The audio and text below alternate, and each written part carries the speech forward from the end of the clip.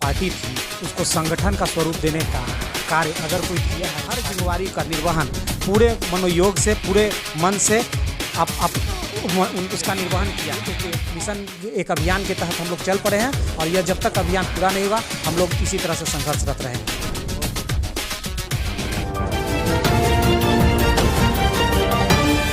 नमस्कार, आप देख रहे हैं DRM टाइम्स 24 न्यूज़, आपकी आवाज़ है हम। नमस्कार, मैं मुन्ना पंडित और स्वागत करते हैं अपने चैनल पे।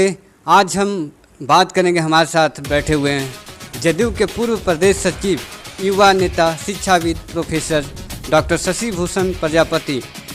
अभी जदयू में चल रहे विवाद को लेकर हम इनसे चर्चा करेंगे, बातें करेंगे और जानेंगे आगे क्या हो रही है। नमस्कार सर। नमस्कार, बहुत बहुत धन्यवाद। सर, अभी जो जदयू में विवाद चल रहा है उसको लेकर हम चर्चा करेंगे आपसे। कल के प्रेस कॉन्फ्रेंस में ललन सिंह ने आरसीपी सिंह पर पलटवार करते हुए कहा है कि जदयू डूबता हुआ नहीं बल्कि दौड़ता हुआ जहाज है। इस पर आपकी क्या प्रतिक्रिया है?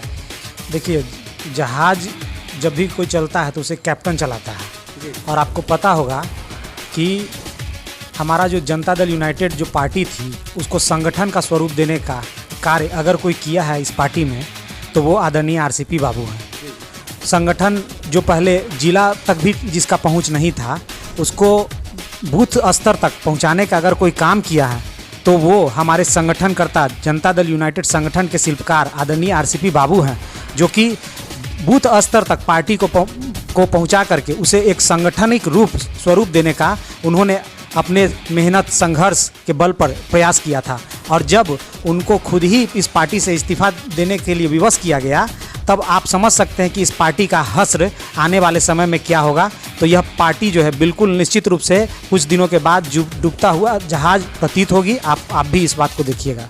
पर ललन सिंह ने कहा है कि आरसीपी सिंह का तन कहीं और मन कहीं और है। तन और मन के मिलन और संगम की बात के विशेषज्ञ तो खुद ललन बाबू हैं, तो वो बताएंगे कि क्या कहना चाह रहे थे। जहाँ तक आरसीपी बाबू की सवाल है तो आपको मैं बता दूं कि आरसीपी बाबू पूरे मनोयोग से आज तक उनको जो भी जिम्मेवारी मिली है, चाहे वह सार्वजनिक जीवन की बात हो या राजनीतिक जीवन की, उन्होंने हर जिम्मेवारी का निर्वहन पूरे मनोयोग से, पूरे मन से उसका निर्वहन किया है।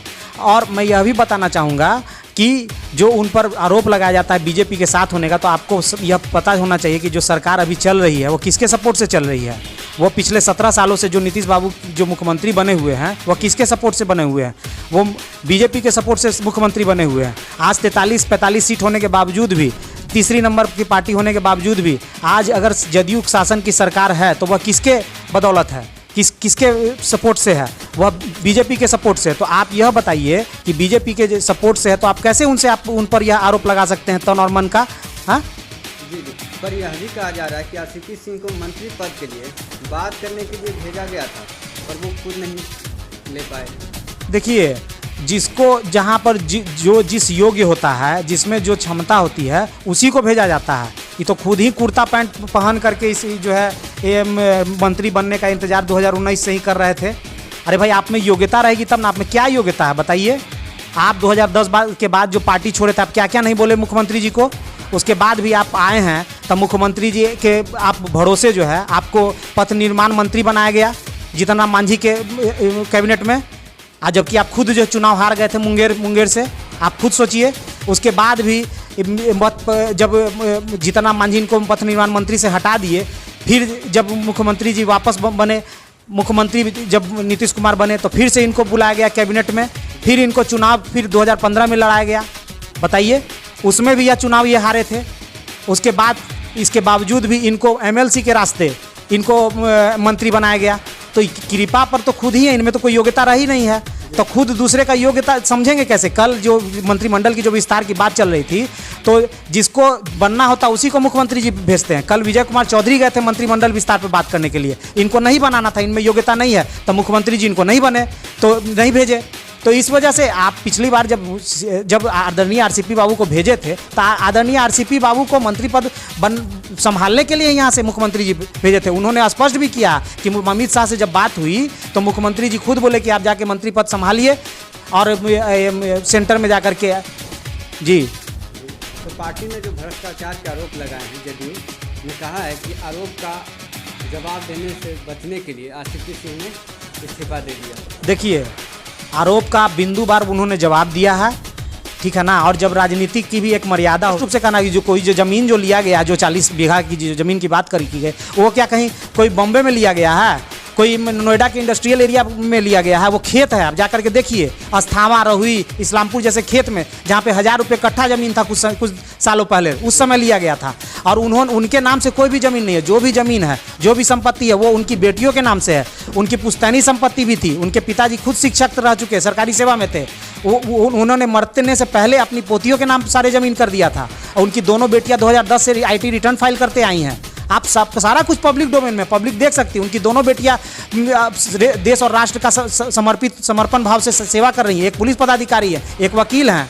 तो आप कैसे आरोप लगा सकते हैं? उनके नाम से एक भी कोई ज़मीन है तो आप बता दीजिए जी। ललन सिंह ने RCP बाबू पर दूसरा चिराग मॉडल बनने की कोशिश करने का आरोप लगाया है और कहा है जहां भी जाते हैं पहले से ही लोगों को स्वागत के लिए खड़ा किया जाता है और नारे लगाए जाते हैं। अब की बार जी देखिए, चिराग मॉडल की बात वो लोग कर रहे हैं जो दल बदलू मॉडल को खुद से, नीतीश बाबू थे उस समय, पार्टी के प्रदेश अध्यक्ष कौन थे? उमेश सिंह, प्रदेश अध्यक्ष वशिष्ठ नारायण सिंह जी थे। तो आप देखिए कि और RCP बाबू क्या थे? संगठन प्रभारी थे। फिर भी इन पर आरोप लगाया जाता है। तो आप चिराग मॉडल का आप किस आधार पे लगा रहे हैं? और आप जितने लोगों को आपने उस समय टिकट दिया, तो वो टिकट जो आप दिए उस समय, तो मैक्सिमम दल बदलू लोगों को आपने बुला करके इस पार्टी में उनको टिकट दिया। तो आप ये देखिए कि आप टिकट किसको दे रहे हैं? आप उससे पार्टी के खुद जो कार्यकर्ता, समर्पित कार्यकर्ता थे, वो बिफर गए।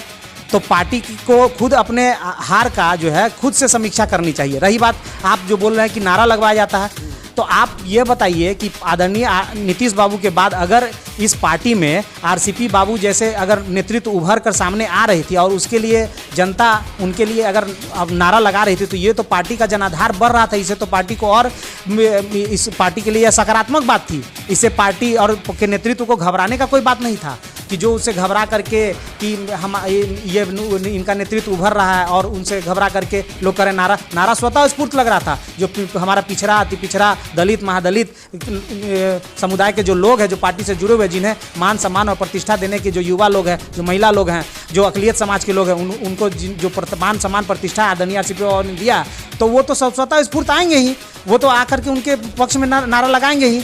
और वो नीतीश बाबू के अगले उत्तराधिकारी के रूप में अगर किसी को देख रहे थे इस पार्टी में, तो वो आदरणीय RCP बाबू थे। लेकिन नीतीश बाबू ने खुद से ही जिस डाल पे बैठे हुए हैं, राजनीतिक कालिदास के रूप में, उसी डाल को काट करके ये काटने का काम किया है और RCP बाबू को यहाँ से इस्तीफा देने के लिए मजबूर किया है उन्होंने। तो शशि जी ये बताएं कि आगे RCP बाबू की क्या है योजना? देखिए, RCP बाबू हम सबके अभिभावक हैं, हम सबके नेता हैं और संगठन के शिल्पकार वो रहे हैं और वो कुशल संगठन करता रहे हैं, रणनीतिकार रहे हैं। उनमें नेतृत्व शक्ति, नेतृत्व क्षमता के हम सभी उनके फॉलोअर हैं। अब पूरा अति पिछड़ा समाज, पूरा महादलित समाज, पूरा पिछड़ा समाज, पूरा अक़लियत समाज, पूरा समाजवादी सोच के सवर्ण के जो समाज है, जो युवा है, महिलाएं हैं, सब उनके साथ पूरी तरह से इंटैक्ट है। और यह जो कल जो इस्तीफा दिए हैं, आपको बतला देते हैं, वह इस्तीफा अभी तक दिया जा रहा है। इस्तीफा देने का एक दौर बदस्तूर जारी और हजारों हजार कार्यकर्ता आज अभी तक जो है जदयू से इस्तीफा दे चुके हैं। और आने वाला समय में जदयू में सिवाय कुर्सी, टेबल और बेंच के कोई कार्यकर्ता नजर नहीं आने वाला, क्योंकि सारा कार्यकर्ता आदरणीय RCP बाबू के साथ इंटैक्ट खड़ा है। और आदरणीय RCP बाबू जो भी निर्णय लेंगे, उस निर्णय का हम सभी पूरी तरह से हम उस निर्णय के साथ हैं। और जो भी उनका निर्णय होगा, जो भी उनका फैसला होगा, हम सभी उस फैसले के साथ हैं, पूरे मजबूती के साथ खड़े हैं। सुनने में आ रहा है कि बिहार की राजनीति में फिर से राजद जदयू सरकार बनाने वाली है। देखिए, हमारे नीतीश बाबू का यह चरित्र शुरू से ही रहा। ये शुरू से ही इनको कोई नेता नहीं, जननेता, करिश्मेटिक इनका जो कोई व्यक्तित्व नहीं रहा है। ये शुरू से ही कूटनीतिक के आधार पर ही आज तक राजनीति में टिके हुए हैं। इनका 2005 से 10 के बीच का जो आप शासनकाल देखिएगा, उसी समय जो इस सरकार ने जो काम किया था, उस समय इस सरकार के जो थिंक टैंक, जो प्रधान सचिव हुआ करते थे आदरणीय RCP बाबू, उसी समय जो छात्रवृत्ति योजना, जो पोशाक योजना, साइकिल योजना जो चली, जिसका आज भी पूरे देश में जिसका अनुसरण किया जा रहा है, जिस योजना को मॉडल के रूप में अपनाया जा रहा है, उसी मॉडल को वो 2005 से 10 का जो शासन था, उसी को मॉडल के आधार पर आज तक यह सरकार टिकी हुई है। उसके 2010 के बाद से जो सरकार तो सिर्फ और कूटनीति के आधार पर टिकी हुई है। कभी इधर पलटी मारते हैं, कभी उधर पलटी मारते हैं। तो पलटी मारने वाले के बारे में अब तो हम क्या कह सकते हैं? अब तो हम लोग जदयू के सदस्य भी नहीं, हम लोग तो आरसीपी बाबू के साथ सदस्य हैं। मारने दीजिए जिधर पलटी मारना है, जिसको जैसे सरकार जनमत को धोखा देने का काम करेंगे तो जनता भी समय आने पर इनको सबक सिखाएगी।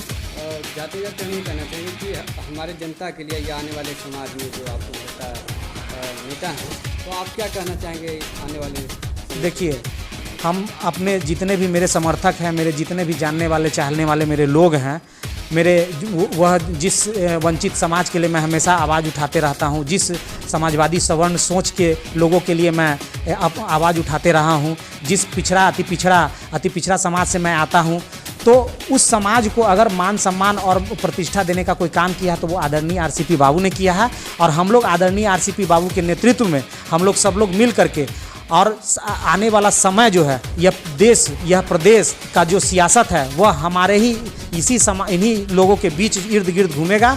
और हम लोग आने वाले समय में आरसीपी बाबू के साथ एक विकसित बिहार का निर्माण करने की ओर हम लोग एक अभियान के तहत हम लोग चल पड़े हैं। और यह जब तक अभियान पूरा नहीं हुआ हम लोग इसी तरह से संघर्षरत रहेंगे।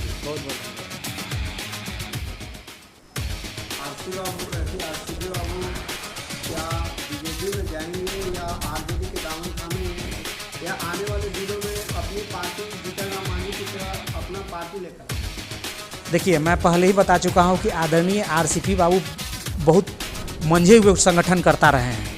तो उनको संगठन खड़ा करने के लिए या उनको कोई फैसला लेने के लिए उनको बहुत ज़्यादा कुछ वर्कआउट करने की आवश्यकता नहीं है। उनका सारा संगठन पहले से खड़ा है, सारे लोग उनके साथ पूरी तरह से इंटैक्ट हैं। उनको सिर्फ फैसला लेना है और सारे ऑप्शन खुले हुए हैं। उन्होंने कहा है कि सारा ऑप्शन खुला हुआ है।